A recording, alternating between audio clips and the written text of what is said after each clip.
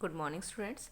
आज की वीडियो में हम करेंगे एक्सरसाइज 13.1 का क्वेश्चन नंबर 10 और 13.2 का क्वेश्चन नंबर 1। 13.1 का क्वेश्चन नंबर 10 इसकी स्टेटमेंट है, a loaded truck travels 14 kilometre in 25 minutes. एक बहुत भरा हुआ ट्रक है, वो 25 मिनट में 14 किलोमीटर की डिस्टेंस कवर करता है। If the speed remains same, अगर स्पीड उसकी सेम रहे, how far can it travel in 5 hours. तो 5 घंटे में वो कितनी दूर जाएगा ये हमें बताना है। 25 मिनट में जाता है 14 किलोमीटर और स्पीड रहेगी वही। 1 आवर में होते हैं 60 मिनट, तो 5 आवर में हो जाएंगे 5 × 60 300 मिनट्स। क्योंकि यहाँ ऊपर हमें 25 मिनट्स गिवन है, तो इसलिए हमने इन आवर्स के 5 आवर्स के भी मिनट में कन्वर्ट कर लिया इसको 300 मिनट्स। अब हम इसकी टेबल बना लेते हैं। डिस्टेंस ट्रैवल्ड इन किलोमीटर 14 और टाइम टेकन, डिस्टेंस ट्रैवल्ड है इन किलोमीटर में 14, टाइम टेकन इन मिनट्स 25।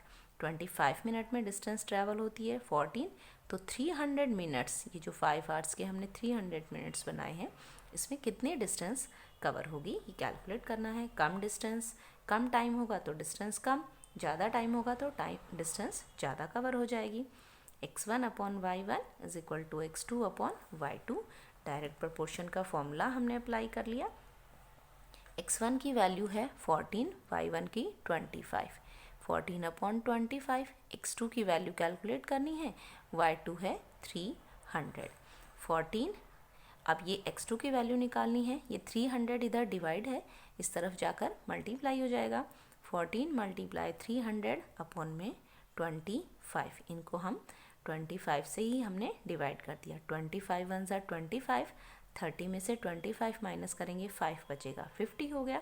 25 2 ज़ा 50। आप चाहें तो छोटी टेबल से भी काट सकते हैं। तो 25 से 300 को डिवाइड किया तो 12 हमें मिल गया। अब 14 और 12 की मल्टीप्लिकेशन कर ली। 12 4 ज़ा 48 का 8 कैरी 4, 12 1 ज़ा 12 और 4 16, 168। x2 आ गया हमारा 168, यानी कि 5 आवर्स में या 300 मिनट्स में डिस्टेंस ट्रैवल्ड होगी x2 is equal to 168 kilometre. यहाँ पर 13.1 एक्सरसाइज कंप्लीट हो गई। अब हम 13.2 एक्सरसाइज स्टार्ट करते हैं। इस वीडियो में हम करेंगे क्वेश्चन नंबर 1 13.2 एक्सरसाइज का। फर्स्ट क्वेश्चन है, which of the following are in inverse proportion. 13.1 exercise जो थी वो सारी हमारी डायरेक्ट प्रोपोर्शन की थी। 13.2 एक्सरसाइज में हम इनवर्स प्रोपोर्शन पढ़ेंगे। इंट्रोडक्शन वीडियो में मैंने आपको बताया था कि इनवर्स प्रोपोर्शन क्या होता है। जब एक चीज़ के बढ़ने से दूसरी चीज़ घटती है तो उसे हम इनवर्स प्रोपोर्शन कहते हैं। तो हमें यहाँ पर जो स्टेटमेंट्स गिवन है इसमें से हमें ये बताना है कि किस में इनवर्स प्रोपोर्शन होगा। ये नहीं बताना कि कहाँ डायरेक्ट होगा कहाँ इन्वर्स होगा। सिर्फ इन्वर्स प्रोपोर्शन है तो यस, और इन्वर्स प्रोपोर्शन नहीं है तो नो में जवाब हमें देना है। फर्स्ट स्टेटमेंट है, the number of workers on a job and the time to complete the job. देखिए, अगर किसी काम को करने के लिए, कोई एक प्रॉपर काम है, उसको काम को करने के लिए अगर हम कम लोग लगाएंगे तो वो ज़्यादा टाइम में ख़त्म होगा। लेकिन अगर उसी काम को करने के लिए ज़्यादा लोग अगर हम लगा देंगे तो वो कम टाइम में ख़त्म हो जाएगा। तो यहाँ पर ये प्रोपोर्शन हो गया इनवर्स प्रोपोर्शन, क्योंकि एक चीज़ बढ़ रही है तो दूसरी घट रही है। देखिए, जैसे एक पिज़्ज़ा हो, एक पिज़्ज़ा को अगर एक बच्चा खाएगा तो देर में खाएगा, लेकिन अगर 4 बच्चे उस भी पिज़्ज़ा को खाने लग जाएंगे तो बहुत जल्दी खा जाएंगे। तो इसी तरह से नंबर ऑफ़ वर्कर्स का भी यही है। अगर वर्कर्स कम होंगे तो काम देर में ख़त्म होगा, वर्कर्स ज़्यादा होंगे तो काम जल्दी ख़त्म हो जाएगा। और ये क्या बन गया, इनवर्स प्रोपोर्शन बन गया। फर्स्ट पार्ट का आंसर हो जाएगा yes. Second part, the time taken for a journey and the distance travelled in a uniform speed. अब स्पीड जो है वो यूनिफॉर्म है, एक जैसी है, तो जितनी दूर जाना होगा उतना ज़्यादा टाइम लगेगा, जितनी कम दूर जाना होगा उतना कम टाइम लगेगा, क्योंकि स्पीड जो है वो यूनिफॉर्म है, उसको चेंज नहीं किया जा रहा, एक जैसी स्पीड से चला जा रहा है। हाँ, स्पीड को अगर घटाएंगे बढ़ाएंगे तो हमारे टाइम में डिफरेंस आ सकता है, लेकिन स्पीड वही है। तो जितनी ज़्यादा दूर जाना होगा उतना ज़्यादा टाइम लगेगा, जितने कम दूर जाना होगा तो कम टाइम लगेगा। तो यहाँ पर ये इन्वर्स प्रोपोर्शन नहीं बना। ये डायरेक्ट प्रोपोर्शन बना है, लेकिन हमें बताना सिर्फ इन्वर्स प्रोपोर्शन के लिए है, तो इन्वर्स प्रोपोर्शन नहीं है यहाँ पर। आंसर हो जाएगा इसका no. Third part, area of cultivated land and the crops harvested. जितनी बड़ी ज़मीन होगी, कल्टिवेटेड लैंड का मतलब खेती योग्य ज़मीन, जितनी खेती योग्य ज़मीन होगी फसल उतनी ही ज़्यादा मिलेगी, और जितनी कम होगी फसल उतनी ही कम मिलेगी। तो यहाँ पर भी इन्वर्स प्रोपोर्शन नहीं है, no inverse proportion is here. Fourth part, the time taken for a fixed journey and the speed of the vehicle.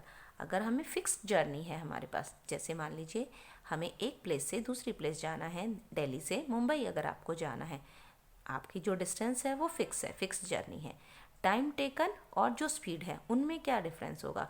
अगर आप बाय ट्रेन जाएंगे तो आपको ज़्यादा टाइम लगेगा, लेकिन अगर आप बाय प्लेन चले जाएंगे तो आपको कम टाइम लगेगा। क्यों? क्योंकि प्लेन की स्पीड ज़्यादा होती है, डिस्टेंस तो वही है, तो जब स्पीड ज़्यादा होगी तो टाइम कम लगेगा, स्पीड कम होगी तो टाइम ज़्यादा लगेगा। तो यहाँ पर हो गया इन्वर्स प्रोपोर्शन। तो yes, here is an inverse proportion, the time taken for a fixed journey and the speed of the vehicle. Speed को घटाया बढ़ाया जा रहा है, तो उसी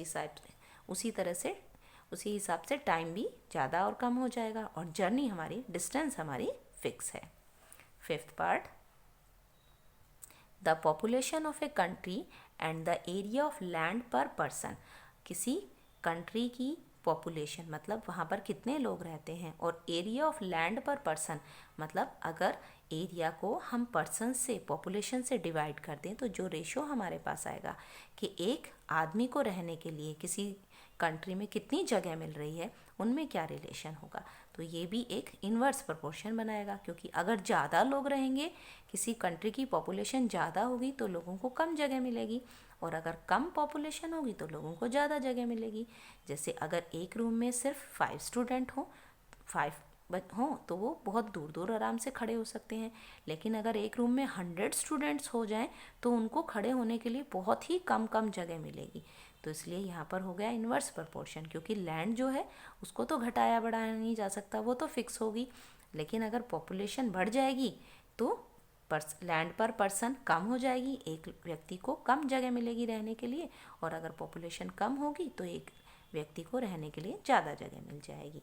तो यहाँ पर है इन्वर्स प्रोपोर्शन। तो यहाँ पर ये 13.2 एक्सरसाइज का क्वेश्चन नंबर 1 भी आपका हो गया है।